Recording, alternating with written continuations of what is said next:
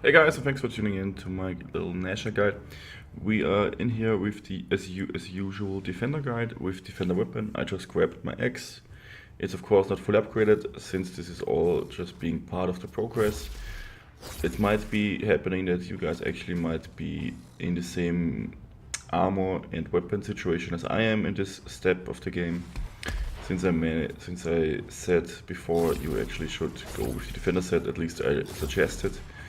Of course, it's the on the way best resistances you can get, of course, as the damage output you gain from your weapons is as well with the raw elemental power. Basically, damage wise, the same with every behemoth you will find.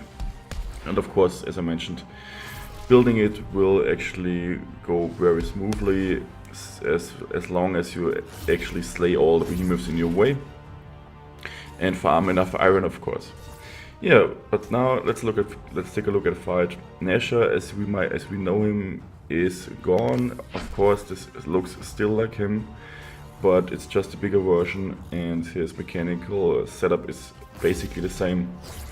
In certain situations, he's actually not trying to hit me with his tail as he did before. The only difference is he's bigger now, meaning that he has a bigger radius of his attacks and a bit much more movement speed. Until his enrage, he's probably no problem for the most of you guys, but after his enrage, or basically while his enrage, he's kind of tricky since he can pull off a certain tail attack, which might get some of you into trouble, as I said.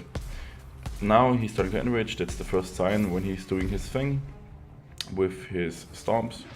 And now this attack is what I mean. If you don't manage to dodge it properly and get hit, you actually will get hit by the next 3 ones as well. Since there's a little bug at the moment, I hope they fix this, where you actually will have to, get hit and try to pick up your weapon again, and simply don't get any chance to dodge, since the animation won't go through before you have equipped your weapon again. It's just about milliseconds, but it matters in terms of dodging. And of course, with the chain blades, you don't want to dodge this at all. You want to just leave.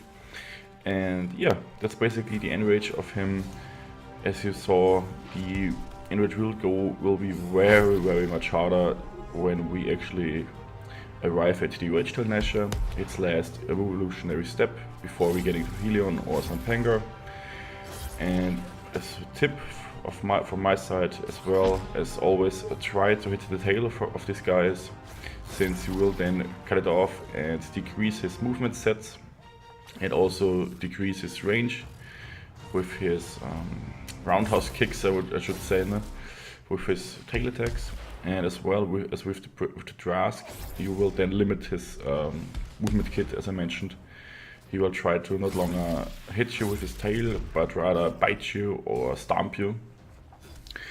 And yeah, that's basically it. The other thing is maybe his front attack. As long as you're actually hitting him in the face, he will try to bite or even slam you with his tooth.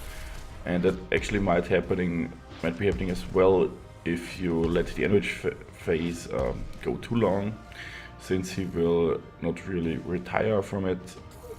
But as long as you manage to pull him into doing his tail attack, he's gonna be out of his enrage by no time, and you will have a pretty easy game with this fight.